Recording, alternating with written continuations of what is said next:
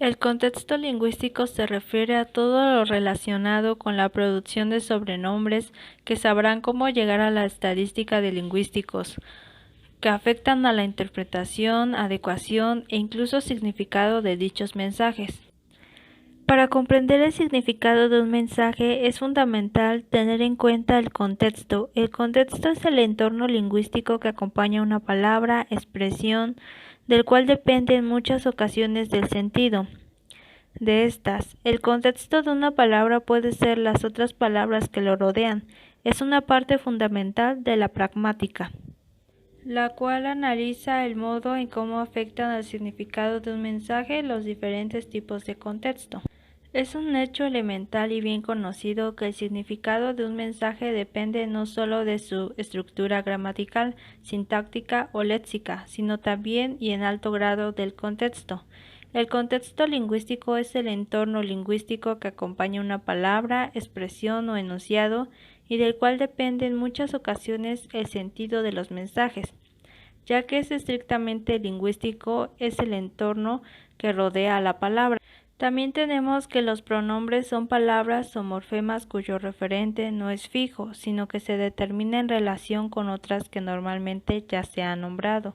Pragmáticamente se refieren con frecuencia a personas o cosas reales, extralingüísticas más que a sustantivos del contexto. En lingüística y gramática, un pronombre es la clase de palabra que funciona sintácticamente como un sustantivo, pero que a diferencia de este carece de contenido léxico propio y cuyo referente lo determina su antecedente o la situación comunicativa.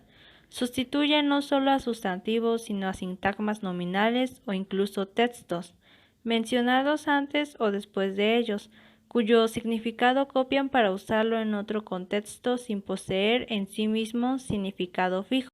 Muchos consideran que las condiciones que proporcionan el núcleo del significado de una oración, pero algunos ejemplos que usaremos para ilustrar esta noción fueron elegidos cuidadosamente para evitar cualquier referencia explícita al contexto en el que se podría utilizar una oración.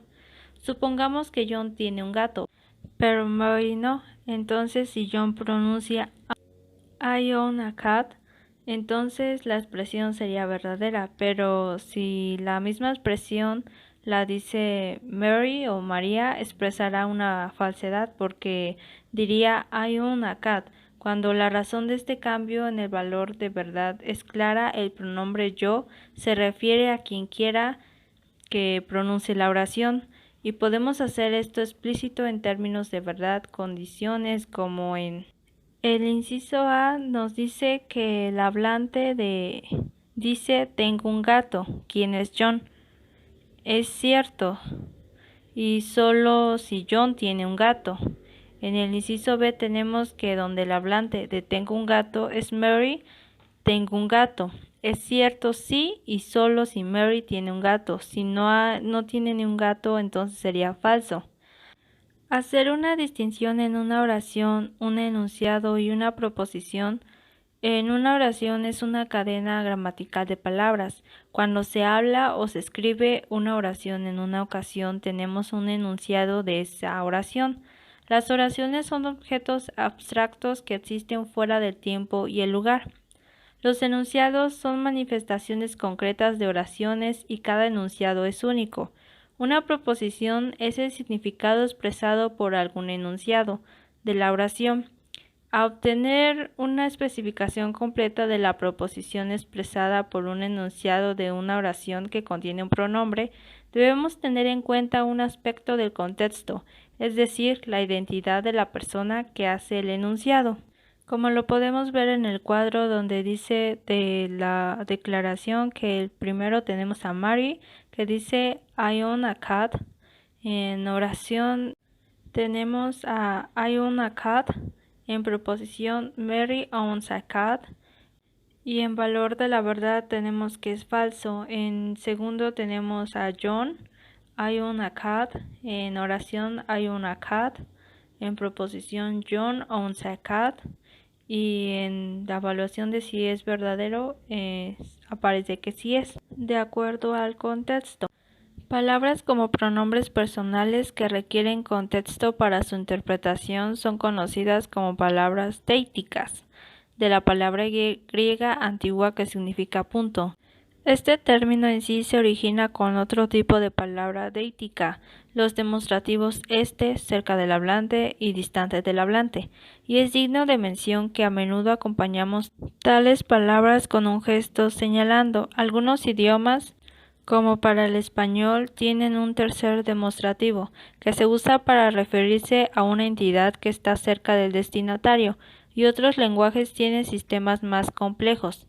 Las categorías de inflexión también pueden ser deíticas. Por ejemplo, la categoría de tiempo es sensible al contexto del enunciado si Juan dice María está escribiendo una carta, cuando de hecho ella ya ha terminado. Entonces la proposición expresada por el enunciado de John de esa oración es falsa. Sin embargo, si todavía estaba escribiendo la carta, la proposición sería verdadera. Del mismo modo, si John hubiera dicho María estaba escribiendo una carta en circunstancias en las que había terminado, la proposición expresada habría sido verdadera. En enfoque en el tema tenemos en lo que se centrará un sentido bastante distinto en el que el contexto es importante para comprender la estructura del lenguaje y la interpretación de las oraciones en su uso se ilustra en el siguiente ejemplo. Speaker A, who has written 2 books on linguistics. Speaker B, Mary has written 2 books on linguistics. Las letras mayúsculas de Mary indican que esta palabra se pronuncia con más énfasis. Es un poco más fuerte y relativamente más largo que las palabras que lo acompañan, y comienza en un tono alto y cae rápidamente a un tono bajo, como Mary has written 2 books on linguistics. De hecho, el resto de la expresión de el speaker B es completamente redundante y podría omitirse fácilmente.